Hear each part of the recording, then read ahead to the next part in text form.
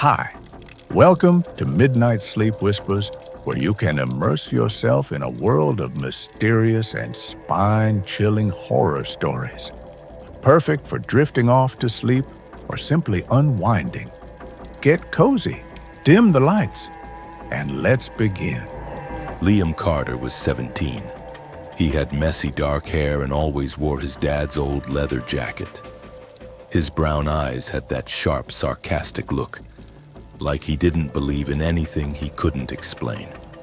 That was his armor. He used it to keep the world and childhood fears at a distance. But there was one person who could break through that armor. His little sister, Abby. She was 10, 2 braids with pink ribbons, bright blue eyes full of wonder like a storybook girl who believed in fairies and talking animals. Her laugh, light and sweet like wind chimes, and it could melt even Liam's toughest moods. They lived in Willow Ridge, a quiet town where time moved slow like the river behind the old mill. Excitement meant a local fair, or a movie at the old one-screen theater. But that evening, something strange happened. Behind the mill in the fog, a traveling carnival appeared, out of nowhere, like it had grown from the mist itself. And it wasn't just any carnival, it was alive. Mr. Twist's Wonders Carnival appeared overnight. One moment, Willow Ridge was the same sleepy town. The next, bright tents stretched across the clearing behind the mill. Red, yellow, and blue stripes shimmered under lanterns that flickered like candlelight. The entrance sign, carved from ancient cracked wood, bore golden letters that seemed to glow from within. And yet, something felt wrong. The air smelled of burnt sugar and rust. From behind the gates came strange sounds. A slow, broken laugh, the groan of an old carousel, a hammer strike that echoed like thunder underwater. Carnival workers drifted through the crowd like wind-up dolls, faces pale, tassels frayed, eyes empty. And then there was Mr. Twist, tall, thin, a black top hat wrapped in crimson silk, a grin too wide, gloved fingers twitching like spider legs. He stood at the gate, greeting visitors one by one, until his gaze landed on Abby. She smiled at him, dreamy and innocent, and that made him smile wider. Liam felt a chill and gripped her hand tighter. Something was off, but it was too late to turn back. Drawn by music and lights, the siblings pushed through the crowd. Children laughed, adults watched, silent. The carousel stood like an old memory, faded stars, golden paint peeling, horses with cracked wooden eyes and manes made of real horsehair that swayed without wind. Abby's eyes sparkled. Liam hesitated but helped her onto a white horse with a chipped blue bridle. He climbed onto the black one behind her. The carousel groaned, then began to turn. The music started low, sweet, strange, but grew darker, slower, deeper. On the second turn, the horses moved, not the platform. The horses, their necks bent, crack, like bones snapping. Their eyes, once dull, now glowed red. Abby's horse turned its head. It snarled. Liam's horse sped up, breaking rhythm. The music warped into something twisted and loud. His ears rang. And the ride had only just begun. When the carousel finally screeched to a halt, Liam staggered to the ground, his heart pounding and his hands trembling with a fear he couldn't explain. But when he turned around, a wave of horror crashed over him. Abby was gone. Her horse was empty, and one of the pink ribbons from her braids lay on the ground like the only trace she'd left behind. Panic tightened in his chest as he began shouting her name, running along the edge of the carousel, checking beneath the seats and between the horses. But she was nowhere to be found. A carnival worker, a pale man with lifeless eyes, just stood there silently unmoving, watching him with an unreadable expression. In desperation, Liam sprinted toward the nearest attraction, hoping to find his sister. He came to a mirror maze, its glass walls shimmering under the lantern lights, reflecting distorted versions of his fear-stricken face. He stepped inside, his footsteps echoing around him, and the reflections began to change. They no longer mirrored his movements. Instead, they grinned. Their eyes glowed the same deep red as the carousel horses, and they whispered his name in a voice eerily similar to Abby's but twisted, as if it were bubbling up from beneath water. The walls of the maze began to close in slowly, the glass creaking like ice under pressure. Liam felt his fear feeding the reflections, making them grow taller. Their hands stretching toward him through the glass, their fingernails lengthening into claws. He lunged forward, desperate to find a way out, but every turn led him to more distorted images, now fully sinister. At last, in a burst of panic, he punched one of the mirrors. It shattered into 1,000 shards, slicing his hand and leaving it bleeding, but it gave him just enough space to escape. He stumbled out of the maze, gasping for air, his only thought burning in his mind. He had to find Abby before the carnival swallowed her whole. After escaping the mirror maze, Liam found himself in the heart of the carnival, where the bright lights and cheerful music now seemed like a mask concealing the sinister nature of the place. The air, thick with the scent of burnt sugar and rust, felt even heavier, as if the very breath of the carnival was trying to choke him. He pushed forward, weaving through the crowd that appeared oblivious to anything strange. But Liam's eyes kept catching glimpses of attractions that were beginning to come alive, revealing their true forms. The swings, painted in red and yellow stripes, were swaying on their own, their chains creaking like rusted bones. Liam watched in horror as one of the swings, with 2 teenagers seated on it, suddenly shot upward, vanishing into the darkness above the tents. Their screams faded into silence, swallowed by the void, and the swing returned empty, its seats swaying like grinning ghosts. Farther ahead, near a tent marked Laughs and Terrors, Liam spotted clowns handing out balloons to children. But their rubber masks, painted in bright colors, had begun to melt, revealing clawed hands and razor-sharp teeth beneath.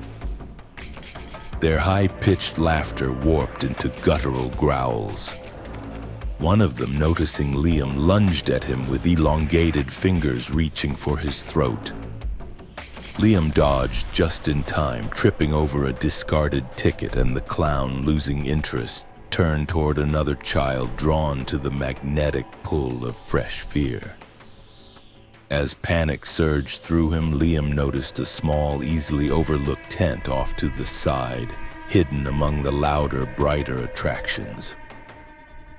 Its faded sign read, "Mr. Twist's Curiosities." Trusting his instincts, he dashed inside, hoping for any clue about Abby's fate. Inside, the tent was cluttered with old tickets, dusty posters, and broken toys. In the center stood a wooden table, stained with what looked like dried blood.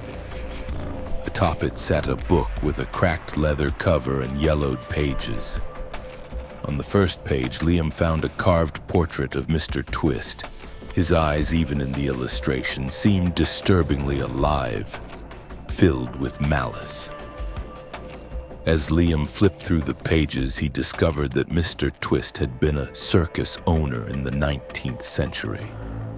After perishing in a fire with his entire show, he had made a pact with a demon to return, transforming his carnival into a trap that fed on fear, luring in souls for eternal servitude. The book described how Twist used the rides to draw out terror, especially from children whose pure, intense emotions fueled his strength.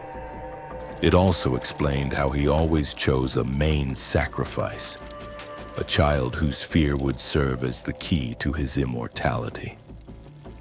Liam's blood ran cold as he realized that Abby, with her vivid and nearly tangible fear of spiders, was the perfect target.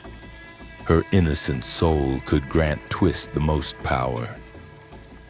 If Liam didn't find her soon, she would become a part of this nightmare forever. He slammed the book shut, shoved it into his waistband, and rushed out of the tent. His eyes now burned with determination, but deep inside he felt his own fear growing, feeding the carnival, which seemed to be watching him from every shadow. Pushing through the chaos of the carnival, where the shadows of living attractions flickered at the edge of his vision, Liam finally reached the Wheel of Horrors, a towering Ferris wheel that loomed above the tents.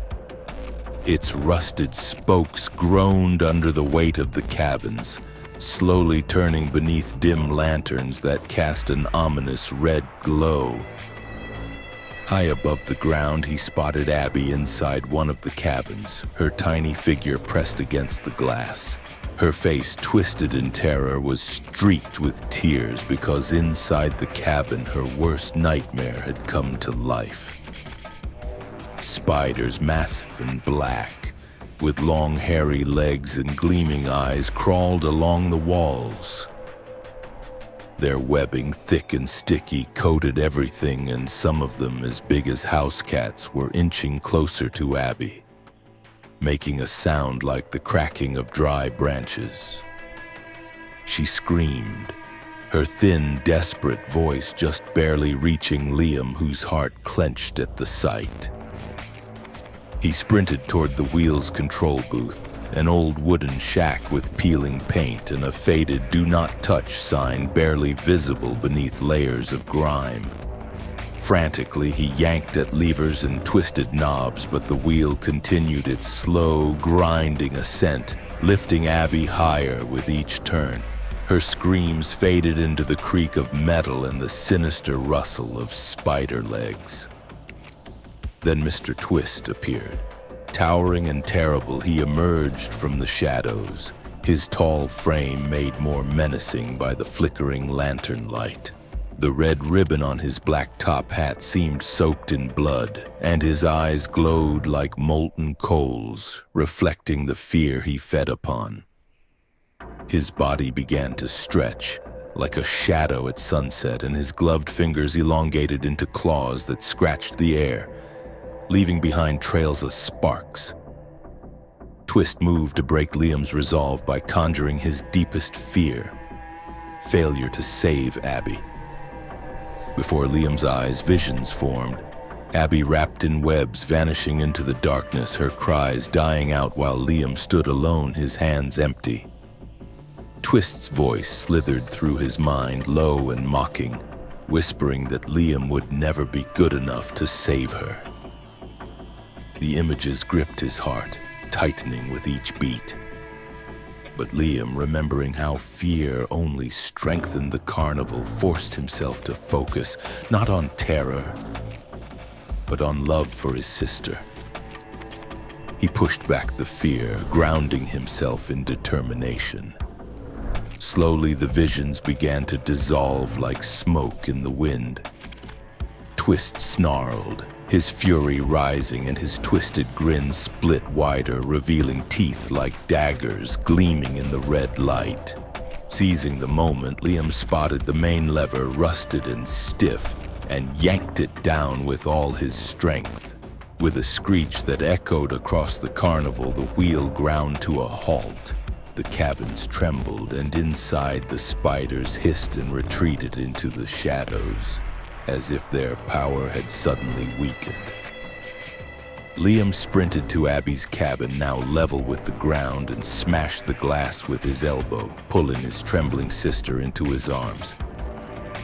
She clung to his jacket like a lifeline, but their victory was short-lived. Mr. Twist, furious that his prime victim had slipped away, raised his arms, and from the ground around them his creatures began to emerge. Reanimated clowns with clawed hands, wooden carousel figures with glowing red eyes, and shadows that took the form of giant spiders, their limbs tapping the earth like war drums. The monstrous horde closed in on Liam and Abby, their growls blending with the howling wind now whipping through the carnival. Liam, holding his sister tightly, realized that this was only the beginning of their escape. Twist would never stop. Not until he reclaimed the fear that gave him life. With Abby's hand in his, Liam charged forward, forcing his way through the mass of snarling creatures. Their claws slashed at the air, red eyes gleaming in the semi-darkness, and the wind seemed to scream with them. He knew running wouldn't save them for long. Then his eyes locked onto the main tent in the center of the carnival, the towering structure with its once vibrant stripes now faded and menacing. The golden sign above the entrance, Mr. Twist's Wonders, creaked in the wind like a dying breath. Liam remembered the line from the book. Fire was Twist's weakness. His bond with the demon could be broken by flame. Without hesitation, Liam grabbed a torch from a nearby stand. Its flame flickered, but it burned bright, casting dancing shadows across his face filled with resolve. He ran toward the tent, dragging Abby behind him. Her little legs struggled to keep up, but she didn't let go. Her eyes, still wide with fear, now sparked with hope because her brother had given it to her. Liam thrust the torch at the base of the tent. The fabric, soaked with years of dust and dark magic, ignited instantly. Flames roared upward like a starving beast. Thick black smoke billowed, curling into the sky and choking out the stars. The fire spread with unnatural speed, devouring the main tent and leaping to others nearby, as though the curse of the carnival itself had finally caught flame. Twist's minions, the clawed clowns, the wooden carousel beasts, the spider shadows began to retreat, their fear-crafted bodies unraveling into the night with bone-chilling shrieks. Their glowing eyes dimmed, one by one, like dying embers. Mr. Twist stood trapped within the blaze. His tall frame writhed in the fire's grip, the red ribbon top hat still perched atop his head. His cracked and pale skin split open, spewing sparks. The glowing red of his eyes turned to panic. The same fear he had once fed on now consumed him. He screamed, a sound of pure rage and despair, his voice mingling with the roar of flames and the groan of collapsing wood. His body broke apart, collapsing into ash that spiraled into the air like black snow. All that remained was his top hat, which fell with a dull thud to the earth, only to disintegrate moments later, its red ribbon curling to ash, swept away by the wind. The smell of sulfur and burnt sugar lingered in the air. Liam and Abby, feeling the fire's heat licking at their backs, ran from the carnival grounds, hearts pounding, lungs burning from smoke. They didn't stop until they reached the edge of the field, where withered grass and chill air felt like the only safe place left. Turning around, they saw the carnival collapse. Tents folding like crumbling houses of cards, rides losing their magic and crashing to the earth, and finally the Ferris wheel creaking as it collapsed in a storm of twisted metal and sparks. Then, nothing. The smoke cleared slowly, revealing nothing but an empty field. No tents, no wreckage. Only bare earth, dusted with a fine layer of ash already blowing away in the breeze. Holding Abby close, Liam stared at the place where a nightmare had stood, the weight of fear lifting from his chest. But deep inside, he knew. Such horrors never truly die.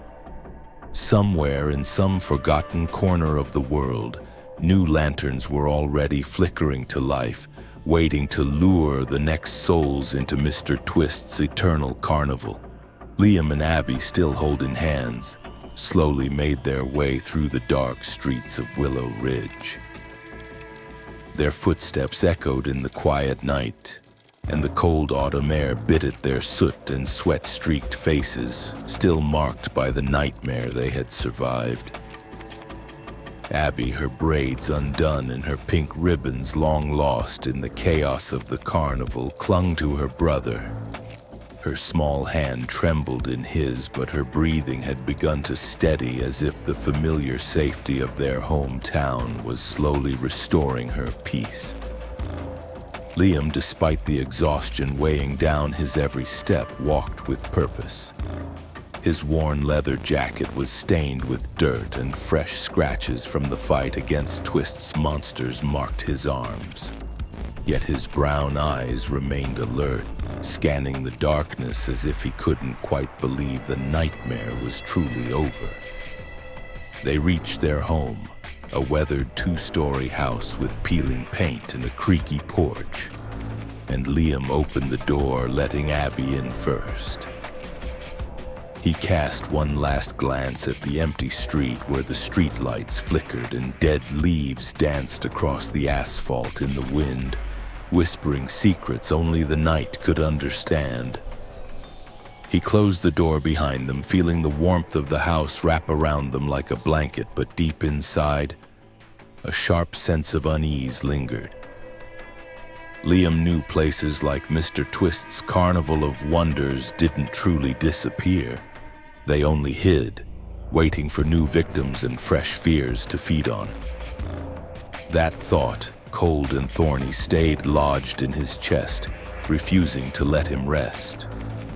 Meanwhile, far away in another town, on an abandoned field surrounded by sparse, crooked trees that reached toward the sky like twisted fingers, the stillness of night was broken by a faint, eerie sound that echoed like it came from another world. It was the tinkling of a carousel, gentle and melodic, but laced with a dissonant, haunting note that could make any heart freeze. The sound seemed to rise from beneath the ground where the dry, withered grass stirred as though something beneath it was beginning to wake. A thin white mist crept across the field like a burial shroud. At the edge of the clearing lay an old ticket, its edges charred, but the words "Carnival of Wonders" still shimmered faintly in the moonlight. The wind picked it up and carried it into the dark, where it vanished as if swallowed by the night. The carousel's music grew louder, drifting over the field, an invitation laced with both wonder and terror. It hinted that the carnival Liam had destroyed was already preparing to rise again in another town, ready to resume its eternal hunt for fear. And somewhere out there, new victims were already hearing its call, unaware of what awaited them. Back in Willow Ridge, Liam and Abby returned to their small home, where the scent of freshly cut grass and the groan of the porch floorboards should have signaled a return to normal life. But after what had happened at the carnival, even the comfort of home felt like a fragile illusion, ready to shatter at the slightest gust of the past. Abby's braids were now neatly tied with new ribbons, but she was no longer the same dreamy girl who once believed in magic. Her bright blue eyes, once sparkling, now dulled at the sight of bright lights. Whether it was the street lamps outside or the bulbs strung up for a school fair, which she now avoided, flinching as if every flicker might hide the red glow of carousel horses' eyes. She had begun sleeping with a nightlight on, but even its soft glow made her shiver. And Liam, watching her fear, felt his own heart twist with guilt for not being able to shield her from the horror. As for Liam, the calm he tried to project was a mask. His dreams had turned into battlegrounds of nightmares where Mr. Twist returned again and again. The tall man in the black top hat with the red ribbon would rise from the smoke, his burning red eyes locking onto Liam's as his graveled voice whispered that the carnival would never let him go. Liam would wake up drenched in sweat, fists clenched in the sheets. The leather jacket draped over his chair, once a symbol of his skeptical, rational self, felt like the last thing anchoring him to the belief that he was still that same person. But deep down, he was no longer so sure about that. On one of those nights when the nightmares became especially vivid, Liam decided to hide the book about Mr. Twist, the one he had taken from the tent, hoping it would help him forget. He dropped to his knees beside the bed, the old floorboards creaking beneath his weight, and lifting the edge of the mattress, shoved the book into a dusty corner. Its cracked leather cover, cold and worn, vanished from sight, but its presence lingered, a silent shadow pressing on his mind. But the next day, after Abby had gone to school and Liam was home alone, curiosity and anxiety got the better of him. He retrieved the book, determined to study it further, hoping to find a way to banish Twist's ghost for good. Flipping through the yellowed pages, he came upon a chapter written in tiny, nearly illegible script that described a ritual for banishing the demon connected to Twist. The ritual called for a circle made of salt and fire at the site where the carnival first appeared, to sever the link between Twist and his demonic patron. The text explained that salt weakened magic and fire destroyed its source, breaking the curse permanently. As Liam read, a flicker of hope mixed with dread sparked inside him, because the book also mentioned Blackwood, a small town where Twist's original circus had burned down in the 1800s. Liam realized that he might have to travel there to put an end to the story, once and for all, even if it meant facing everything he so desperately wanted to forget. He closed the book, his fingers still trembling, but his eyes now held a determination he hadn't felt before. For Abby, for their future, he knew he had to finish what had begun, even if it meant enduring new nightmares. Liam sat at the old wooden desk in his room, surrounded by silence. The only sound was the ticking of the wall clock and the soft glow of a desk lamp cast moving shadows across the walls that reminded him of the ones from the carnival. The book about Mr. Twist lay open before him. Its yellowed pages, covered in tiny handwriting, smelled of dust and something acrid, as though the paper itself had absorbed the fear that once fueled the carnival.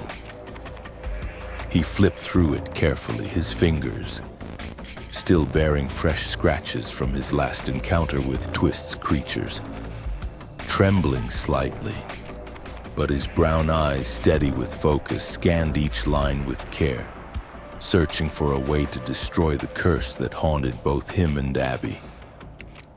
On one page, he found a chapter titled Banishing the Darkness, which described a ritual capable of destroying the demon with whom Twist had made his deal. The instructions were clear. Create a circle of salt to weaken the magic and ignite it with fire, severing the connection between the demon and his servant once and for all. The ritual had to be performed where the carnival had first appeared, and the book emphasized that salt acted as a barrier against the supernatural, while fire, the eternal enemy of darkness, cleansed the earth of its traces. As Liam read, a fragile hope stirred inside him, laced with unease. This ritual was their final chance, but it would require returning to the very place where their nightmare had begun. As he turned another page, a faded map slipped out from between the sheets. Its edges were scorched and some of the ink had smeared, but one name was still visible: Blackwood, a small town a few hours' drive from Willow Ridge. Next to the map was a handwritten note in uneven script describing how Mr. Twist's original circus had burned to the ground there in the 19th century, taking many lives with it, including Twist's own. It was there, the note said, that he had made his pact with the demon, transforming his carnival into an eternal trap for souls. The note described a field on the outskirts of Blackwood where ash still covered the ground, and according to rumor, the presence of darkness could still be felt. Liam studied the map, noticing a circular mark burned into the paper. He understood instantly. That was the place where it all began, and where it had an end. He ran his finger over the map, goosebumps rising on his skin as he pictured the cursed field soaked in fear and death. But in his heart, a fire ignited, a fierce resolve. For Abby, for her smile, which was finally beginning to return. He had to do this. Liam rose from the desk, his movement slow but steady, and began packing his backpack. He placed inside it the salt he found in the kitchen cabinet, a small canister of gasoline from the garage, and an old lighter he dug out of the toolbox.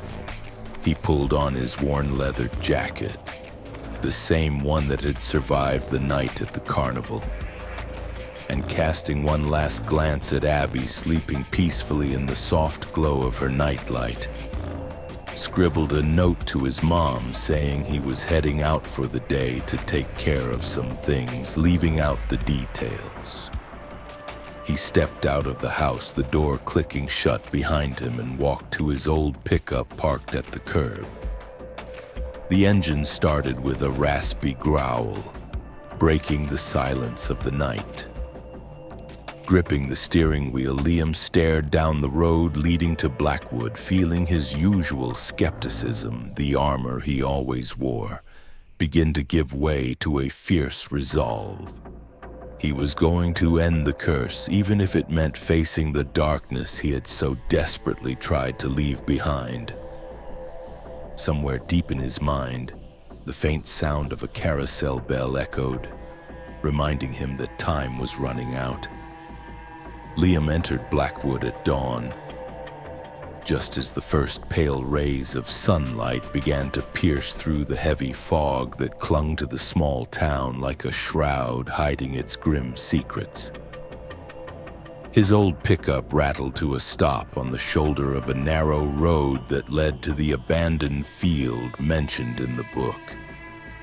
As he stepped out of the truck, he was immediately hit by the thick, damp air, laced with the scent of rot and mildew, an all too familiar smell that reminded him of the carnival.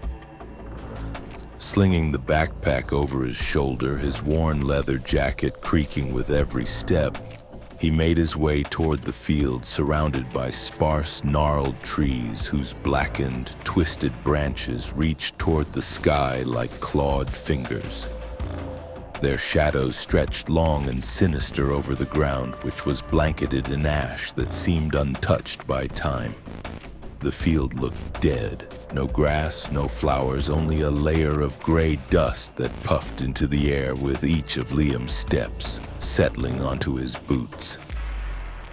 At the center of the field, he spotted a circle of scorched symbols etched deep into the earth. Their edges were coal black, and a faint warmth still radiated from them, as if the land itself remembered the fire that had consumed Twist's circus in the 1800s. The symbols, curved and jagged, looked exactly like the ones in the book, and a chill ran down Liam's spine. This place, soaked in darkness, felt alive, like something was watching him from beneath the ash. Liam dropped to his knees at the edge of the circle. His hands, still marked by scratches from his last battle with the carnival, trembled. But he forced himself to focus. He pulled the bag of salt and the gasoline can from his backpack. Slowly, he walked around the circle, sprinkling the salt. The white crystals hissed on contact with the ground, as if reacting with an unseen force. Liam noticed the symbols growing dimmer under the salt, losing their sinister glow. He uncapped the gas canister, and the sharp scent of fuel filled the air, mingling with the ash. As he poured it over the circle, the earth beneath him began to tremble. Soft at first, then stronger, like something deep below was awakening, stirred by his actions. The preparations were complete. His fingers closed around the lighter, but in that moment the hair on the back of his neck stood on end. The sensation of being watched became so real it felt like icy breath brushing his skin. He turned slowly, eyes scanning the field, and through the thickening fog, shapes began to emerge. Tall, broken figures he recognized immediately. The clowns from the carnival. Their rubber masks, melted and charred, clung to their faces like peeled skin, and their glowing red eyes tracked his every move. They didn't approach, but their silent, menacing presence surrounded the field like a wall. Liam's heart pounded as he realized the darkness he came to destroy was already awake, and the ritual meant to be his salvation was becoming another battle with the nightmare he had desperately tried to leave behind. The clown shadows began to inch forward, their clawed hands dragging through the soil, carving deep gouges into the earth. Liam gripped the lighter tighter, knowing one thing for certain: there was no turning back. The fog over the abandoned field in Blackwood thickened into a dense shroud, through which the pale light of the moon barely penetrated, casting eerie shadows across the ash-covered ground. In the center, the circle of symbols, now doused in gasoline and ringed with salt, looked like the only island of order in a sea of darkness. Liam stood at its edge, fingers trembling around the lighter, heart pounding so hard he felt it in his throat. That's when the earth beneath him began to shake. From the center of the circle, the soil cracked open with a sharp, tearing sound. Something began to rise, something that turned the air to ice and filled the field with the stench of sulfur and burnt sugar. It was Mr. Twist, more demonic than ever before. His body, rebuilt from ash, was veined with deep cracks that oozed tar-like darkness. His once pale skin had turned coal black, as if he had become one with the fire that once destroyed him. His eyes glowed like molten coals, and the crooked top hat with its crimson ribbon sat atop his head like a twisted crown, now sprouting horn-like spikes.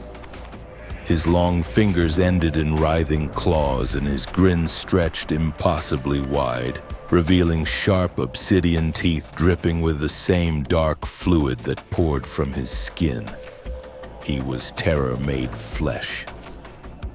Twist raised his arms slowly, and the symbols around him pulsed red, responding to his will. Then came the illusion, the bait. In the center of the circle, an image formed. Ethan, Liam's childhood friend who had drowned years ago. Twist was using the same trick he'd used at the carnival, but stronger, more vivid. Ethan trembled, drenched and ghostly pale, his tear-filled eyes silently pleading for help. Water dripped from his body, sizzling like acid where it hit the ground. Ethan extended his hand. His voice, weak and raspy, sounded heartbreakingly real. Liam's foot shifted forward involuntarily, then crunch! Salt under his boot, a reminder. He froze. He squeezed his eyes shut. Ethan was gone. This was a trick. Liam thought of Abby, of her laughter, her safety, that promise. The illusion faltered. Ethan's image shimmered, then dissolved like mist in the wind. Liam opened his eyes. Twist growled, guttural and deep. Furious, Liam didn't flinch. He flicked the lighter. A tiny flame sparked. Then he threw it. The circle ignited instantly. Fire roared to life, consuming the gasoline in hungry waves. The salt glowed white-hot, sealing the flames within the barrier. Twist thrashed. His body cracked and burned, the tar-like fluid vaporizing into thick black smoke that spiraled into the sky, blotting out the moon. Liam backed away. The heat seared his skin, but he didn't look away. The fire burned deeper, brighter, swallowing the symbols, the ground, the fear. Twist screamed, a shriek of metal, wind, and rage. He writhed in the fire, red eyes locked on Liam. That was the last thing Liam saw before Mr. Twist vanished in a pillar of flame. The fire that had erupted within the circle of symbols on the abandoned field in Blackwood burned with an unnatural intensity. Its flames, painted in shades of orange and red, hungrily devoured the magic that had soaked into the earth, while the salt surrounding the circle hissed, releasing white steam that rose into the air like purifying smoke. Mr. Twist, trapped at the heart of the inferno, writhed in agony. His demonic body, already cracked and torn, began to splinter like dry wood, and the darkness seeping from his wounds evaporated into thick black smoke that swirled around him as if trying to shield its master. But the fire was stronger. His burning red eyes began to dim, and the claws that dug desperately into the ground cracked like glass, turning to ash. Then he let out a final scream, raw with fury and despair, a deep, grave-drenched sound that echoed across the field, shaking the trees and scattering the fog as though the very air itself was being cleansed of his presence. The clown-like shadows that had surrounded the field started to fade.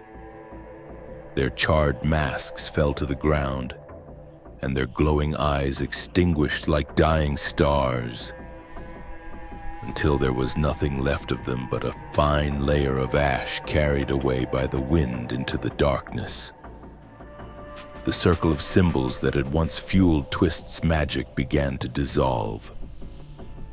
The scorched lines faded as if ink being washed away, and the ground beneath them, once saturated with evil, now looked merely lifeless, stripped of all power.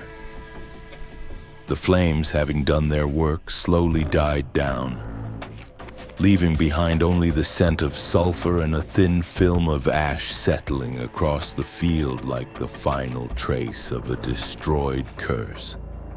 Liam, standing just a few feet from the circle, felt the heat of the fire retreat, and with it the oppressive weight that had burdened him since the night at the carnival seemed to lift at last. He cast one final glance over the field, now nothing more than bare gray earth and sparse trees, their branches no longer reaching like claws toward the sky, but simply swaying gently in the breeze like any ordinary trees. Slinging his backpack over his shoulder, Liam turned and walked toward his pickup truck. His steps were light, and in his chest bloomed a feeling of relief he hadn't known in what felt like forever. The road back to Willow Ridge felt shorter somehow. The sunrise painted the sky in soft pink hues, and when Liam pulled up outside his house and stepped inside, he found Abby already awake, sitting at the kitchen table with a bowl of cereal. Her eyes finally held warmth again, and the fear of bright lights seemed to be fading. Liam hugged her tightly, feeling her small arms wrap around him. In that moment, he knew the curse had been lifted for good. and that their lives could at last begin to return to normal. That night, lying in bed, Liam stared at the ceiling. His worn leather jacket hung on the chair, and the book about Twist, no longer needed, was tucked away in a drawer.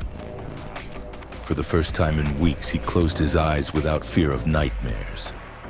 Sleep came quickly, calm, deep, and quiet, and in that sleep, there was no Mr. Twist, no calliope music, no shadowy carnival. Only silence, gentle and warm, wrapping around him like a blanket, promising that it was truly over. In the small town of Havenfield, where life moved even slower than in Willow Ridge, and the biggest event of the year was the annual Pumpkin Festival. A group of kids was playing on an overgrown lot behind an abandoned warehouse. The lot was surrounded by tall, yellowed grass from the drought and sparse trees whose bare, brittle branches creaked in the wind like old bones. The sun was already sinking toward the horizon, painting the sky in deep crimson, and the children, laughing, chased each other around. Their rubber ball, worn and dirty, rolled across the ground until it got stuck in a pile of dry leaves that rustled like whispers. One of the boys, freckled Tommy with tousled blonde hair, bent down to retrieve the ball, but something shiny among the leaves caught his eye. Half buried in dirt, it glinted in the fading light. He pulled it out, and his eyes widened in wonder. It was a ticket. Old with scorched edges, but still vibrant. Its surface shimmered in the sunset, and the golden letters written in elegant script read, "Carnival of Wonders." The ticket was adorned with a small illustration of a carousel, its horses etched with such fine detail they seemed almost alive. As Tommy held it in his hands, he felt a strange warmth radiating from the paper as though it were infused with something magical. His friends crowded around, chattering excitedly about what it could mean, their voices buzzing with curiosity. But in the depths of their eyes flickered a shadow of unease, something they couldn't explain. At that moment, the air above the lot, still just seconds ago, trembled, and a faint, distinct sound began to echo as if seeping in from another world. It was the chime of a carousel, gentle and melodic, yet tinged with a sinister dissonance that made the children freeze. Their laughter cut off instantly, like someone had turned off a record. The sound seemed to rise from underground, where the grass had begun to stir, as if something deep beneath was waking up. A pale mist, cold and ghostly, started to roll across the lot, wrapping it like a spectral veil. Tommy, still clutching the ticket, turned to his friends. His freckles had gone pale, and in his eyes was a spark of curiosity mixed with fear. Yet he didn't drop the ticket. He slipped it into his pocket, as if his instincts told him this small piece of paper was a key to something much bigger. The carousel's music grew louder, its melody drifting over the lot, promising wonders and secrets. But with an undercurrent of danger the children in their innocent excitement couldn't yet perceive. The fog thickened, hiding the lot from view, and deep within the mist shapes began to form. Striped tents rising from the earth like ghosts. Their faded, ominous fabric flapped in the breeze, and the carousel chime, now clear and beckoning, hinted at the return of a carnival that, like a timeless predator, hunted for new fears to feast upon. And Havenfield, so quiet and unsuspecting, was about to learn that Mr. Twist's wonders always come with a price, one you can never see coming. Deep beneath the Nevada desert, Behind layers of reinforced concrete and long-forgotten military emblems lay a laboratory that didn't exist on any official record. No names were spoken here, only codes. Those who worked inside vanished from public databases the moment they stepped through the steel blast doors. Signals were jammed, data moved only through hardwired lines entombed in concrete, and the air always carried the scent of ozone, bleach, and something sharper. Chemical, metallic, unplaceable. This wasn't just a research facility, it was a place where silence, paranoia, and cold precision reigned. And within this void of morality and oversight, the Pentagon launched its most ambitious black project, Operation Two Faces. The goal was unthinkable. Merge two human minds into a single body, not just memories, not just personality traits, but full neural synchronization, the perfect soldier. One part elite special forces operative, trained for war and survival. The other a psychiatric patient with a fractured identity, but a brain that processed perception on a whole different level. Together they would create something unmatched, something unbreakable. A soldier who didn't fear, didn't tire, and didn't question orders. In a sterilized chamber wired with blinking monitors and whispering machinery, the fusion began. Electrodes dug into skulls like roots seeking foreign soil. At first, everything aligned. Heart rates, neural rhythms, motor reflexes, all perfectly in sync. The two minds moved as one. A quiet wave of relief washed through the control room. But at the 5-minute mark, the readings spiked. It started with a twitch, then tremors. The subject's limbs jerked out of sync. Brain scans lit up with chaos, waves clashing like storms at sea. What was supposed to be a harmonious merge turned into violent mental warfare. Muscles contorted, bones cracked, and beneath the skin something else began to push through.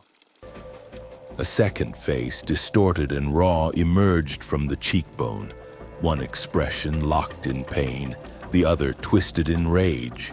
Two minds trapped in one body, tearing each other apart from the inside. Then it broke free. The thing tore through restraints like paper. It moved with impossible speed, erratic, unpredictable. Surveillance cameras caught blurred motion, screams, blood.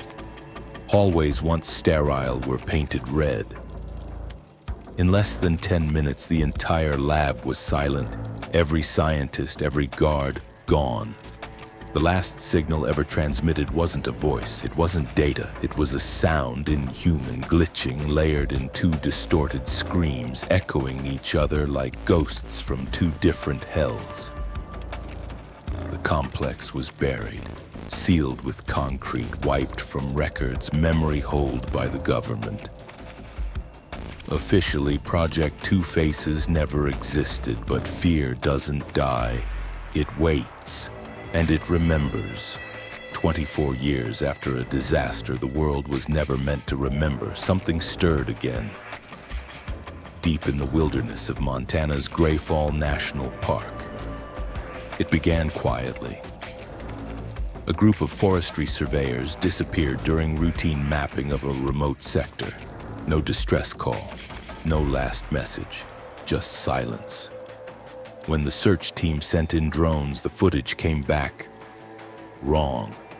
Bodies were scattered across a clearing like discarded puppets, twisted limbs, eyes open wide in a scream that never left their mouths. But it was their faces, deformed, stretched, fused, that told a darker story. One had what looked like a second face pushing beneath the skin. Another had an extra set of teeth, barely visible through torn lips. The footage triggered a protocol only a handful of people in the government still recognized. RPUIOC was activated, Rapid Paranormal Unit for Irregular Occurrence Control. When the rules no longer applied, When what they faced couldn't be explained or contained, RPUIOC was the final call. Leading the mission was Captain Emily Martins, quiet, calculated, and carrying a secret she had never spoken aloud. Years ago, her father vanished in an incident buried under layers of classified files. She never stopped looking, and now the signs she'd spent her life chasing were back, etched into the corpses in that forest. The team arrived at the edge of the park at first light. The trees looked dead, gray and stiff, coated in lichen-like disease. No birds, no tracks, no wind. Even the air felt heavy, like it didn't belong here anymore. The deeper they moved into the woods, the more wrong it felt. Equipment glitched. GPS froze. Thermal cameras picked up movement, but nothing was ever there. At the center of the clearing, they found the first body. The expression frozen on its face wasn't just fear. It was distortion, like two emotions fighting for space in the same skull. Then they saw it. A smaller, malformed face, half-formed on the man's jawline. Lifeless eyes stared toward the trees as if waiting for something. No one spoke. Emily didn't need to. She had seen this before in a dream, in reports she wasn't meant to read, in memories she wished she could forget. What had once been buried had clawed its way back through the roots, and this time it wasn't hiding. Deep in the heart of the dead forest, beneath layers of moss and decaying roots, the RPUIOC team stumbled upon something that should never have existed. Hidden beneath years of rot and silence, they found a massive concrete hatch. Its surface cracked, rusted, and barely legible beneath the grime. Stamped into the stone were the words, Site 07K, classified access only, as if nature itself had tried to erase it from memory.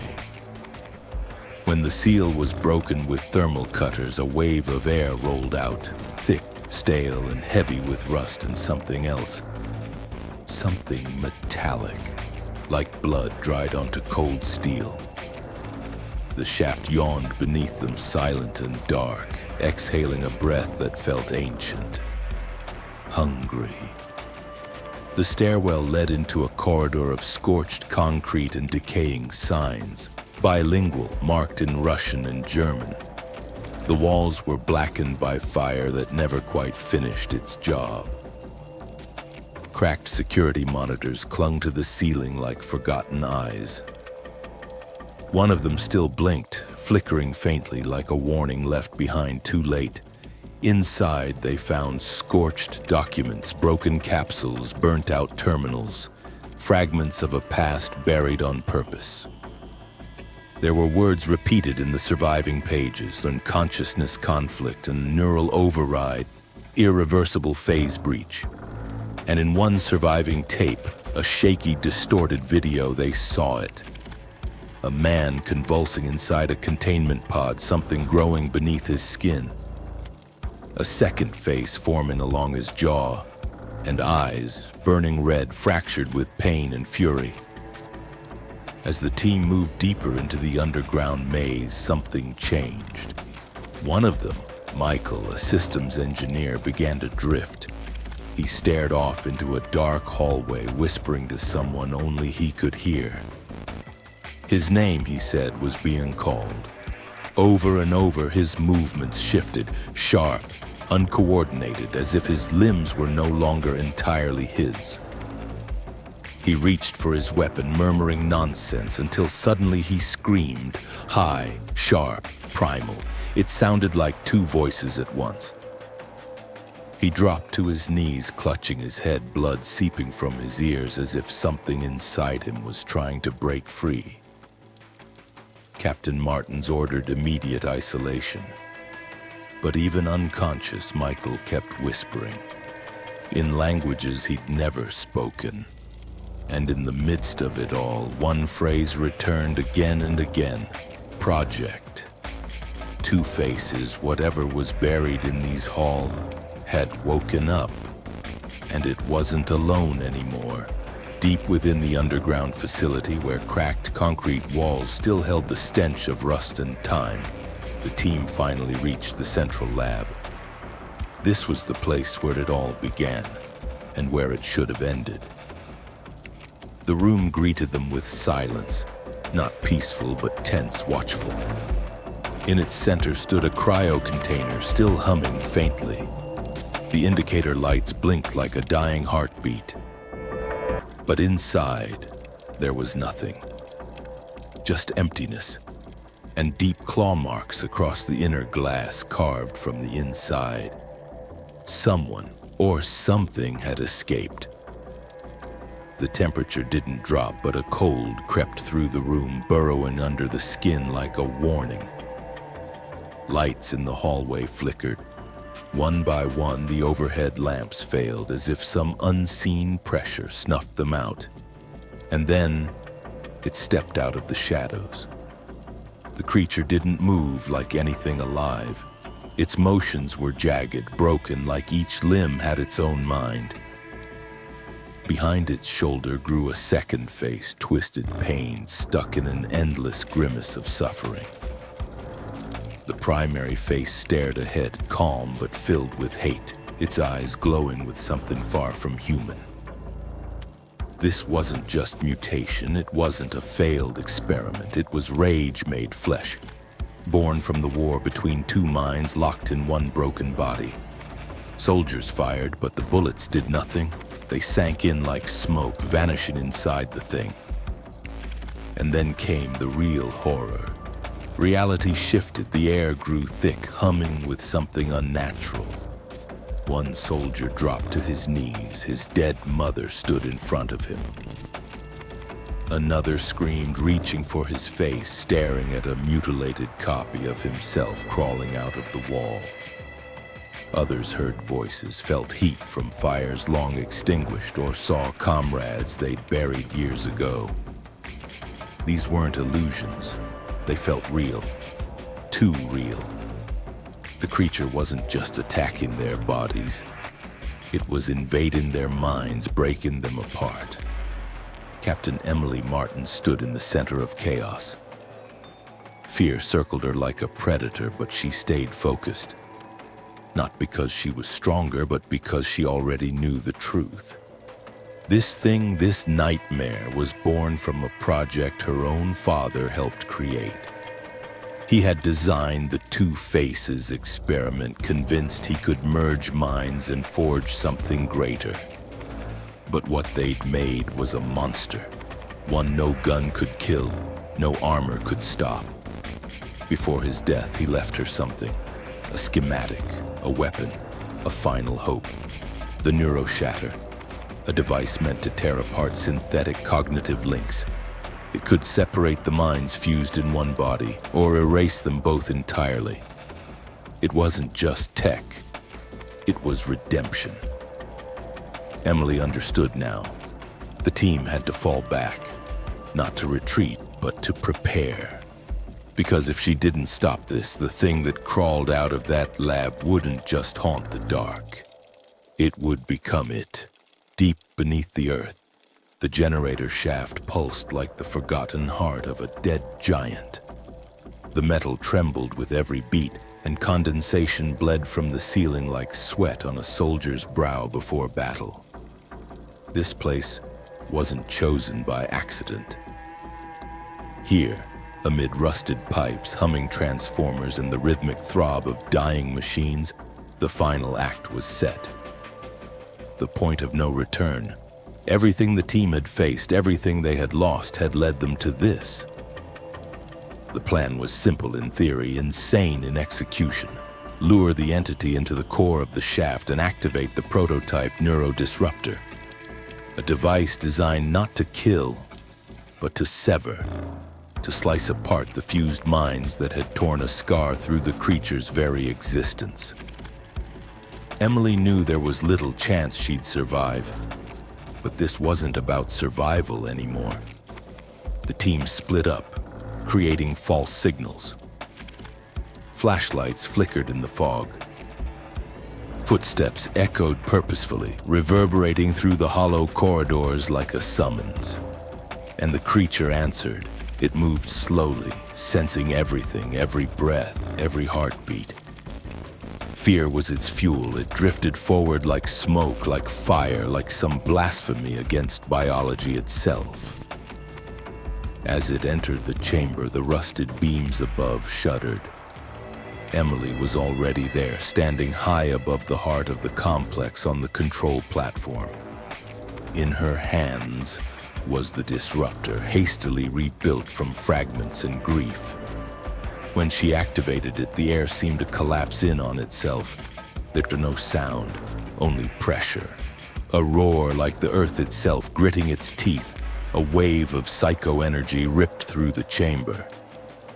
The creature howled, its body twisted like molten steel, and the two faces frozen on its skull contorted, one in pain, the other in fury. The split had begun. Spasms racked its frame, muscles tore. A second being clawed its way outward from within. The platform beneath Emily shook. One of the support cables snapped and a beam came crashing down. Then another. The ceiling collapsed like a house of cards. Debris fell like steel guillotines. Emily never flinched. Her fingers stayed locked around the device. She stared into the creature's eyes as the disruptor pulsed, flooding the world with sparks, static, and light. And then, the world vanished in white. The final remnant in the shaft was a flicker of sparks crawling across the floor, tracing Emily's hair and clothes, buried beneath the rubble. Her body lay still, but the neurotumor had surged to its peak emission. The entire space shaken as if time itself was fracturing. A pulsating field expanded through the shaft, warping the air, vibrating metal and cracking glass under intense pressure. The creature froze at the center, its two faces twitching in unison. One locked in agonized scream, the other splintered by insane rage. In that instant, an internal battle began. It tore itself apart from within as if two opposing forces confined in a single shell had finally begun to reject each other. Muscles convulsed violently, bones cracked, and an alien light poured from its eyes. The neurotumor's roar intensified, the psycho-energetic pressure filling the chamber to maximum capacity. Soldiers backed behind hermetic bulkheads watched as the creature, twisted into a grotesque pose, struggled between conflicting realities to remain whole or utterly shatter. Then came the final pulse. In one blinding flash, its silhouette exploded like a shadow struck by pure light. But destruction wasn't finished. The supporting beams, charred and weakened by relentless vibration, collapsed. Concrete and rebar groaned before one huge slab fell, crashing straight into the center of the reactor. Emily triggered the isolation protocol in time, but there was no escape. Her figure vanished beneath the wreckage, and the neurotumor's pulse endured. Sparks erupting from beneath the metal debris lightened the darkness in rhythmic flickers like a heartbeat defying death itself. Silence reigned over the shaft. Only the stubborn hum of the neurotumor remained, a final reminder that, deep beneath the earth, the war between entwined minds continued, trapped forever in that impossible fusion. The beams from their flashlights trembled in the rising fog, slicing through the thick curtain of mist as if nature itself was trying to bury what had happened underground. The operation, meant to be wiped from every report, had ended in fire, metal, and silence. Only 3 survived. Out of 12, just 3 made it out.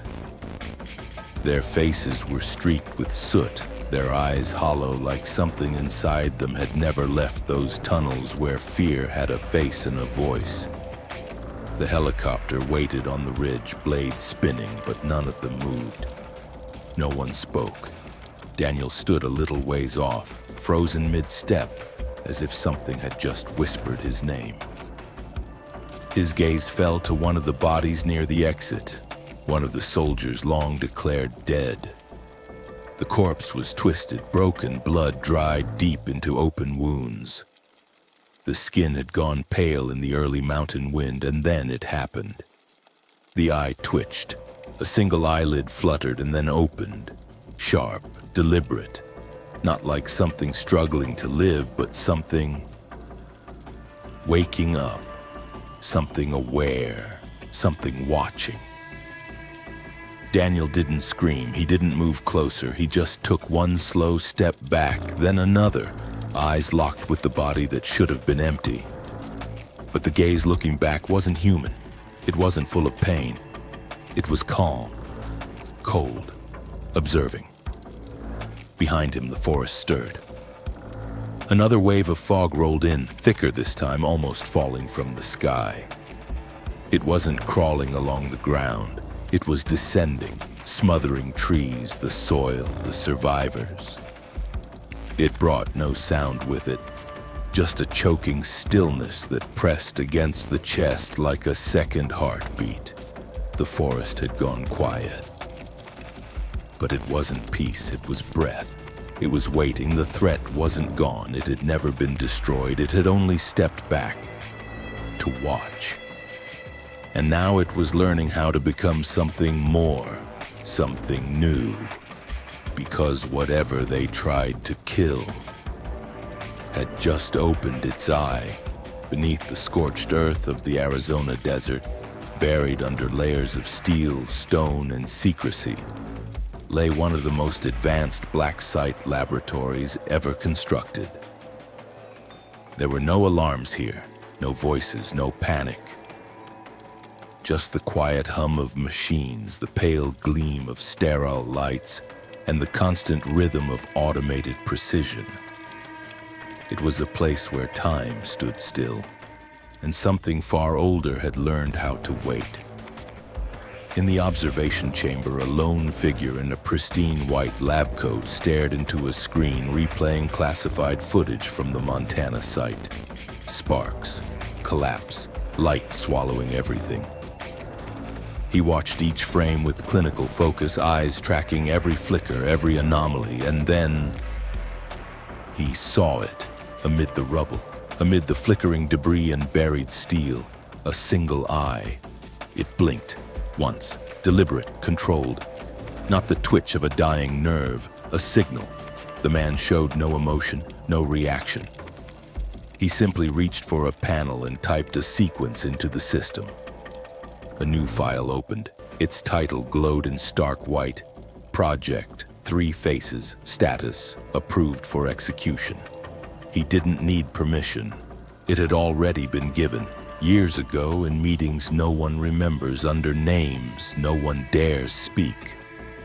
The first subject had been a soldier, the second a madman. Now it was time for the third, the one who would dominate the others. Behind reinforced glass, a row of cryopods stood in perfect silence. Their curved glass windows were fogged with age, coated in a fine dust that hinted at years of dormancy. But inside, they were not dead. Not yet. Tubes fed into skin that was pale, unmarked, suspended between life and whatever came next. The systems came alive. Heart rates flickered, brain waves surged, fingers twitched beneath the glass. The lights above the pods began to pulse. Slow at first, then faster. One pod trembled, then another. Then the third. The floor vibrated as the lights in the chamber dimmed for a heartbeat, just long enough to feel like the building itself was holding its breath. But the man never flinched. He was waiting for this. The world wasn't witnessing the return of a monster. It was the birth of something worse. Because evil didn't die, it evolved, it learned, and now it had 3 faces. And when the pods finally opened, the silence in the room became unbearable. like the last calm breath before the scream.